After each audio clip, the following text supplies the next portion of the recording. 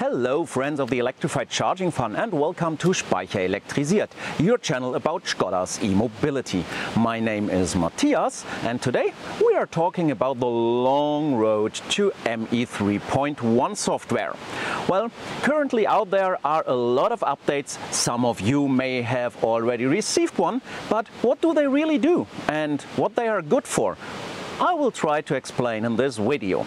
Also, I have a bit of background information about the update path and I will talk about why Skoda cannot leave all the ME3 customers behind. Trust is a thing you have to earn, and it works a bit like a bank account. You can make withdrawals and you can make deposits.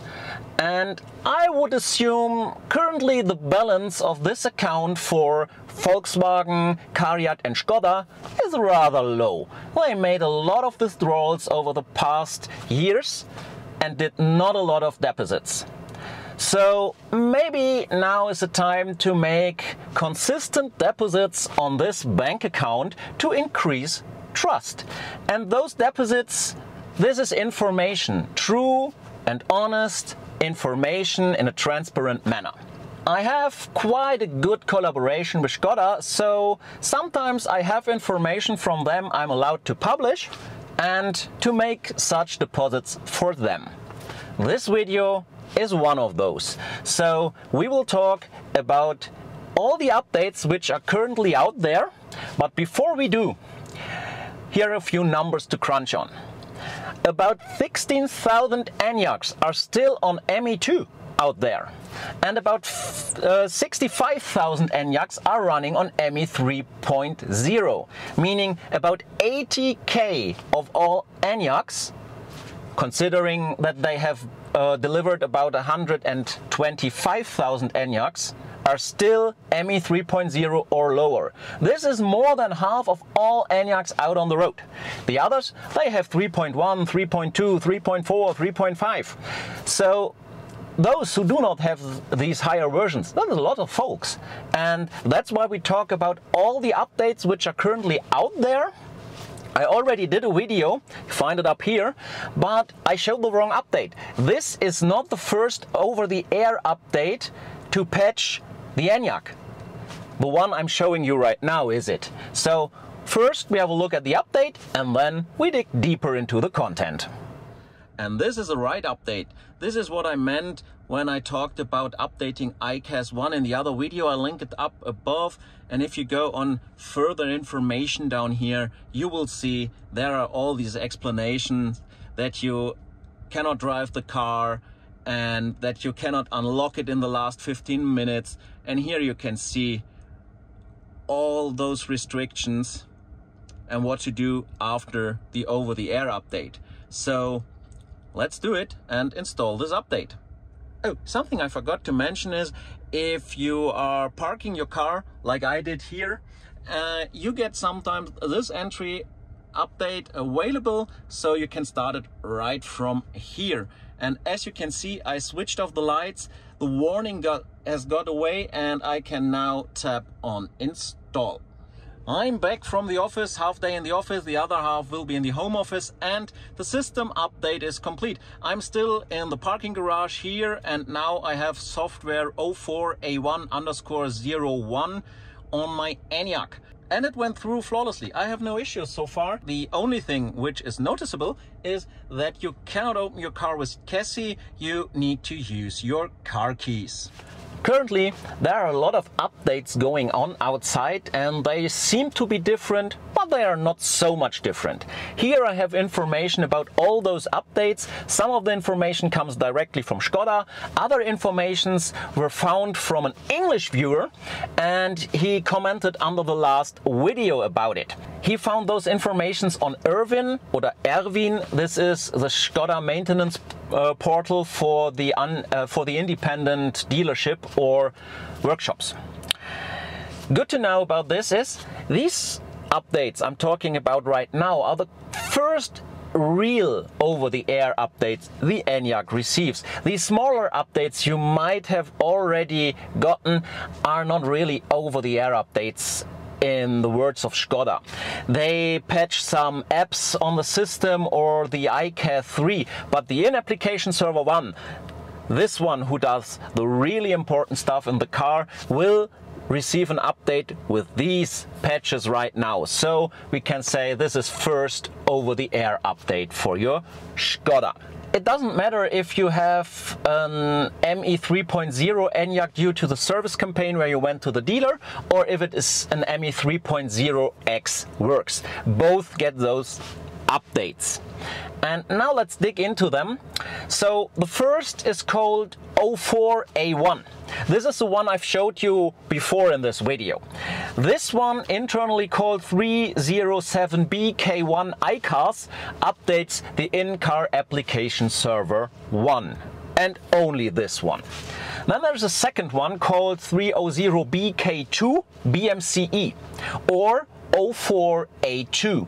This update updates the battery management controller, so the control unit of your batteries, and it's about diagnosing higher self-discharging faster and better, because some batteries out there from LG Chem have this problem. There's a service campaign for this, and to make a better diagnosis of this, they have this O4A2.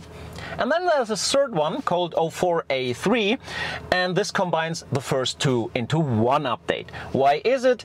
Because the O4A1 was released before the O4A2, and since both are out there now, they just combined them. So when do you get one of these updates? Well, if you're one of the 65,000 customers with ME 3.0. And the next question which may arise, when do I get the battery management controller update? Well, that depends on the battery in your car. So maybe here the question arises, which battery is in my car? There's a general rule of thumb. It does not fit for every ENYAQ, but for most of them.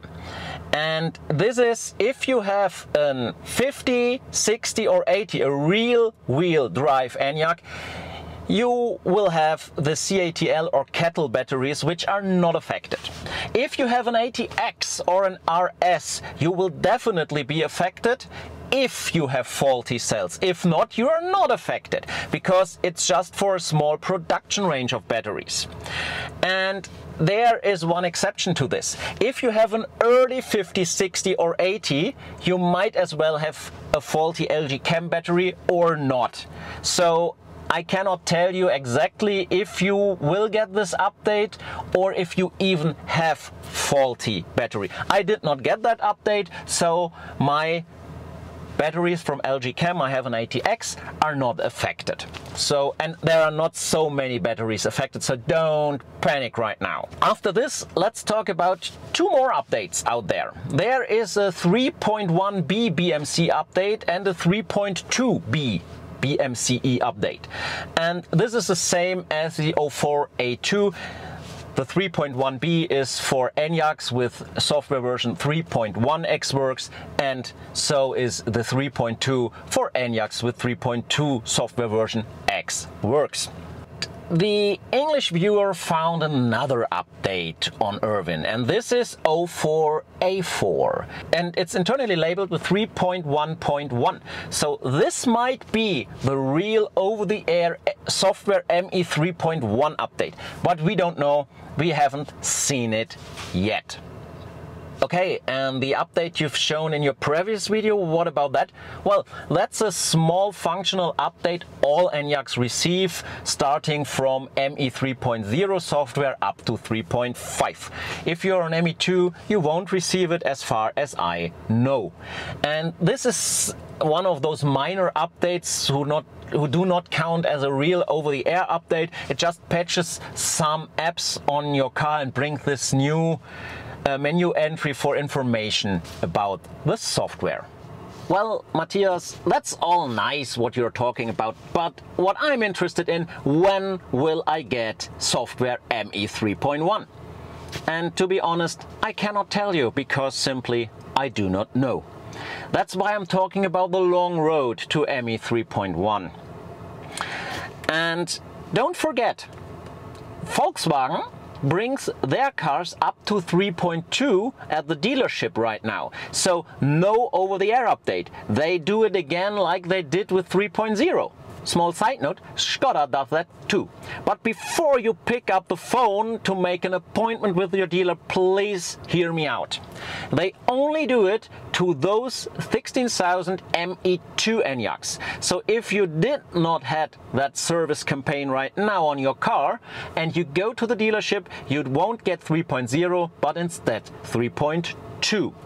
All ENYAQs with ME 3.0, whether through the service campaign or ex-works, will not get 3.2. So please do not call your dealer to make an appointment for that. They simply won't do it. It only works with an ME 2 ENYAQ. But if you consider this might also mean that Skoda has to switch to update again with a service campaign at the dealership. Volkswagen does so, and they also update their own ME2s to 3.2 in the workshop. So maybe, and this is just speculation on what I see out there, it could happen to us that we have to go again to the dealership to get 3.2, skipping 3.1. I don't simply know, it's just juggling around with information available, but I cannot tell you if it is true or not. As soon as I get any information from Skoda, I will publish this on the channel. I promise. I'm in contact with them about it. Also, I found a nice website. I'll link it here below in the description, where you can find information about the updates, and it's really up to date. So consider to have a look there. You may ask now, where can I find the software version of my ENYAQ? Well, basically you have two options plus a third one, but this is not the best way. So let's have a look at the first two. Just jump into the menu and use the new menu entry information about software. But it may occur to you that it looks like this. No version is displayed, the information could not be loaded, please try again later, and you have the everlasting spinning wheel. If this is a case like me, you do not have the version here, normally it would be here. You have a second option, jump into Setup, scroll down to System Information, and here you go, it's 3.00. As already mentioned before, they do not show that it's 307. I don't know why. It would be obvious to have this number increased, but here you go. The last option would be pressing a bit longer on Home. Then you jump into the Service menu. If you hit the first entry, Software Update, you're going into the update option for the dealership. They would plug in a USB stick and then hit Update. So this won't work for you. Then you can go to HMI versions, but this is all about the display. You find a lot of version numbers here to a lot of stuff, but that does not apply to the update shown in this video, so it is not of any use for you. I really wish I could tell you when software version ME 3.1 will arrive in your car, or even 3.2 and 3.5 and so on, but I can't. I do not have this information. But if you take into account all the information from the video, there's some sort of speculation you could do with it. Well, first of all, there are about 80,000 customers with ME 3.0 or below. That's a lot of folks, and to disappoint them all, that's a hard decision to make if you would tell them, hey, with ME 3.0, it stops, we do not do anything. It's an even harder decision to disappoint 125,000 customers with an ME3 ENYAQ, and there are still more to come until ME4 with the model year 24 hits the market. And it doesn't stop there. There are all the Cupra Borns out there with the same problem, and all the Volkswagen ID3, ID4 and ID5s. So that's a lot of customers to disappoint if you decide on stopping developing ME3. And this leads to a situation which is really difficult for Volkswagen, Skoda and CARIAD, the software development company of Volkswagen. Yes, they were in a rush and in a hurry to bring the MEB electric cars to the market back in the days. And to speed things up, they took a lot of the stuff they did with the combustion engines regarding communication and control unit architecture. And that doesn't work with electric cars. They found out the hard way on the street with customers, and that's why they make improvements on this. That's why the model year 24 is a bit of a small facelift. The car looks the same, but a lot of hardware was exchanged. That's why there is an ME4 software. And that's why the ME4 software is not compatible downwards to the ME3 ENYAQs. What do you do now? What do you do for the early adopters with the ME3 software? Well, basically you have three options. The first option would be to develop the ME3 software and to bring new updates to them. So even go beyond version 3.5 and keep developing. That's a lot of pain for you, considering that CARIAD has to maintain two major versions, ME4 and ME3. And even if CARIAD would be a really good software company, it is hard to do, but they also have a lot of internal problems to solve before even thinking about developing software like a real good company. At least in my opinion. So you could reach out for the second option. And the second option would be to make all the early adopters, all the 125,000 ENYAQ customers, adding those from Volkswagen and from Cupra, and make them a trade-in offer they cannot deny. So take back their ME3 and give them an ME4 car. Both options I already mentioned now are a hard decision to make when it comes to numbers. This is a nightmare for a company because that costs a lot of money. So there's the third option. Just leave it as it is. Ignore those customers. This would be a huge problem for them coming to Prestige, and it would hit them even harder, I think, than Dieselgate hit Volkswagen. They will lose so many customers because the EV market is a new market and there are so many models out there from so many manufacturers you can switch to, and the cars become more and more exchangeable. You cannot put down those high amounts of customers. So here's my opinion, here's my take on the whole topic. I'm pretty sure they will go the first way. They will develop ME3 and they will bring new features. And they will even go further than 3.5. I'm pretty sure about it.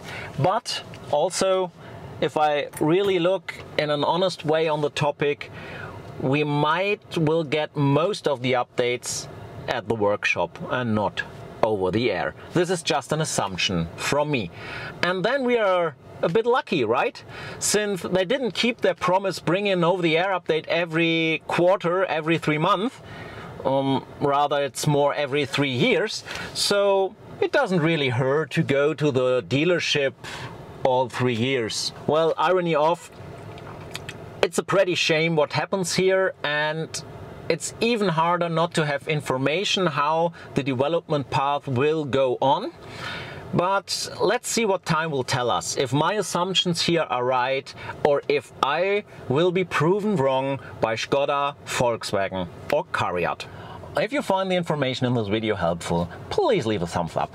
And if you did not already subscribe to the channel, please consider to do so. You really help me out and help this channel to grow, to get more reach and to bring all this helpful information to even more people. A small donation is also always very welcome. I'm running this channel in my spare time and I do not have any sponsors who pay me money for this. More on this in the relaunch video. And then I really hope to see you in my next video, and until then, stay full of energy.